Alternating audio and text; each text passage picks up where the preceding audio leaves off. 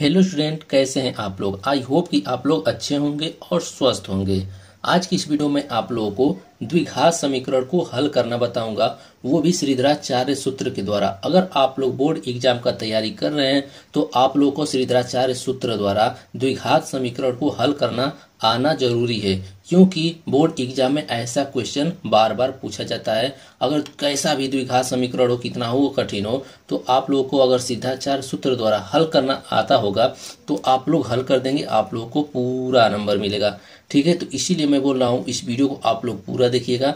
मैं द्विघात समीकरण को श्रीधराचार्य सूत्र द्वारा विस्तार पूर्वक बताऊंगा। ठीक है, तो यहाँ पर देखिए सबसे पहले श्रीधराचार्य सूत्र होता क्या है। ठीक है, तो यहाँ पर देखिए श्रीधराचार्य सूत्र होता है, इसी को हम लोग द्विघाती सूत्र बोलते हैं। श्रीधराचार्य सूत्र होता है x बराबर minus b plus minus bracket में बी स्क्वायर माइनस 4ac बटे में 2a होता है। इस फार्मूले को आप लोग अच्छे से याद कर लीजिएगा, क्योंकि जब फार्मूला याद रहेगा तभी आप लोग श्रीधराचार्य सूत्र द्वारा द्विघात समीकरण को आसानी से हल कर सकते हैं। ठीक है, तो यहाँ पर देखिए हमारा क्वेश्चन है 3x square minus 2x minus 1 बराबर 0। इसको हम लोग श्रीधराचार्य सूत्र द्वारा हल करना सिखाऊंगा आप लोगों को। ठीक है, तो यहाँ पर देखिए a है, b है और c है, तो हम लोगों को इसमें से a और b और c का मान ज्ञात करना पड़ेगा। उसके बाद ये श्रीधराचार्य सूत्र द्वारा द्विघात समीकरण को अच्छे से हल करेंगे। ठीक है, तो यहाँ पर देखिए यहीं से हम लोग a b c का मान निकालेंगे। ठीक, तो यहाँ पर देखिए जो x स्क्वायर है, x स्क्वायर में जिसका गुणा हो रहा है वही हमारा a का मान हो जाएगा। तो यहाँ पर हम लोग लिख लेंगे a बराबर, यहाँ पर देखिए x के साथ किसका गुणा हो रहा है 3 का, तो a बराबर हो जाएगा 3।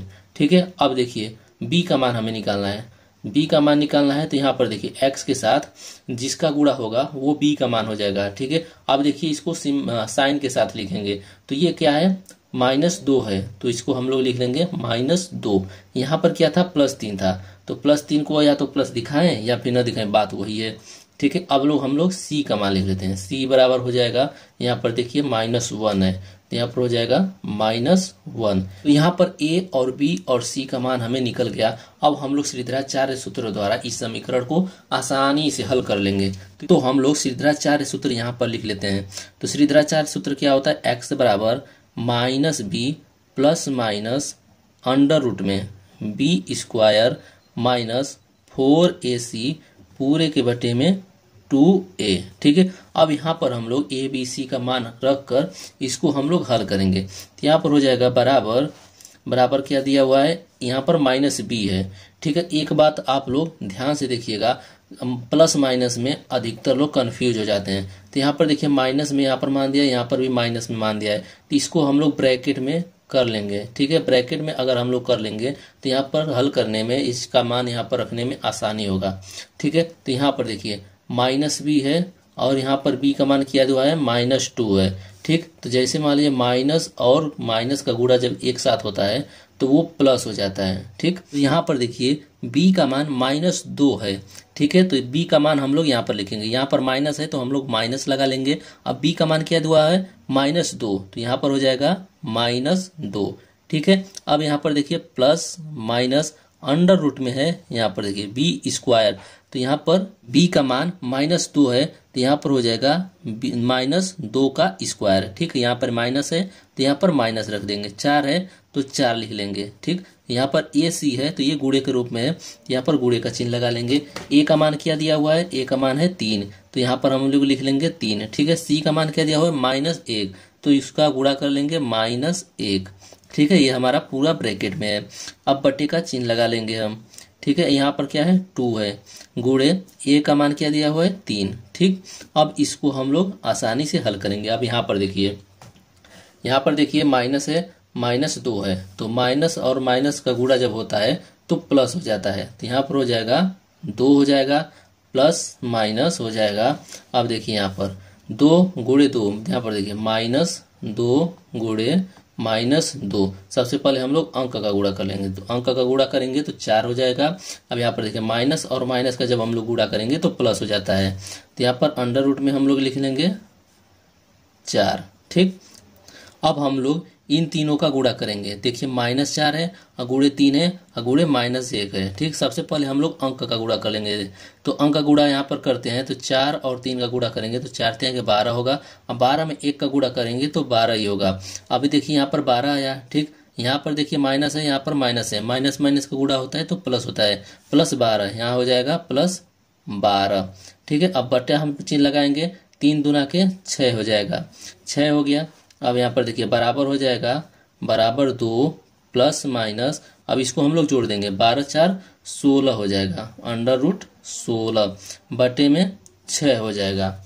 ठीक, यहाँ पर 16 हो गया। अब देखिए इसको हम लोग हल करते हैं, यहाँ पर 2 हो जाएगा प्लस माइनस, यहाँ पर देखिए ये √ में 16 है तो 16 को हम लोग √ से बाहर निकालेंगे तो ये देखेंगे किसका वर्ग है, तो इसका हम लोग अभाज्य गुणनखंड करेंगे। यहाँ पर देखिए 16 को हम लोग 2 से काटेंगे तो 8 बार जाएगा, फिर 2 से हम लोग काटेंगे तो 4 बार जाएगा, फिर 2 से हम लोग काटेंगे तो 2 बार जाएगा। तो यहाँ पर कितना जोड़ा बन रहा है, 1 और 2। ठीक है, तो 2 × 2 हो जाएगा बराबर 4, यानी 16 का वर्गमूल होगा 4। ठीक है, तो यहाँ पर हम लोग लिख लेंगे 4 बटे में 6। अब यहाँ पर देखिए आप लोग कंफ्यूज होंगे तो यहाँ की प्लस भी है और माइनस भी है, जोड़े या घटाएं। ठीक, तो हम लोग एक बार जोड़ेंगे, एक बार घटाएंगे, तो इसको हम लोग 2 बार लिख लेते हैं। जैसे देखिए यहाँ पर एक बार लिख लेते हैं 2 + 4 बटे में 6, एक बार हम लोग लिख लेते हैं 2 - 4 बटे में 6। ठीक है, सबसे पहले हम लोग इसको हल कर लेते हैं। तो यहाँ पर देखिए 4 2 6 हो जाएगा, 6 बटे 6। अब इस 6 से 6 कट जाएगा तो आएगा हमारा 1।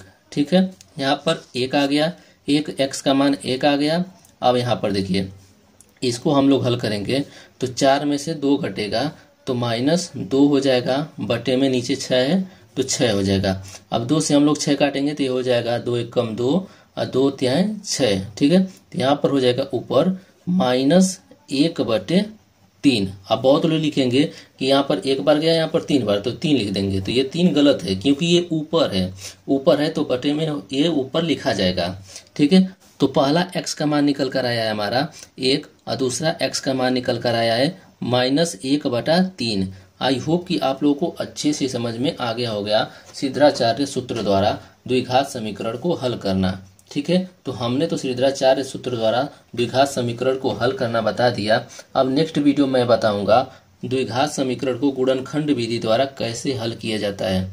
तो आप लोग नेक्स्ट वीडियो भी जरूर देखिएगा। नेक्स्ट वीडियो कैसे देख पाएंगे आप लोग, इस वीडियो को आप लोग लाइक कर लीजिएगा, चैनल को सब्सक्राइब कर लीजिएगा और बेल आइकन भी दबा लीजिएगा। जब भी हम वीडियो अपलोड करेंगे तो सबसे पहले आपके पास नोटिफिकेशन जाएगा। ठीक है, तो आज के लिए बस इतना ही, मिलते हैं नेक्स्ट वीडियो में। धन्यवाद।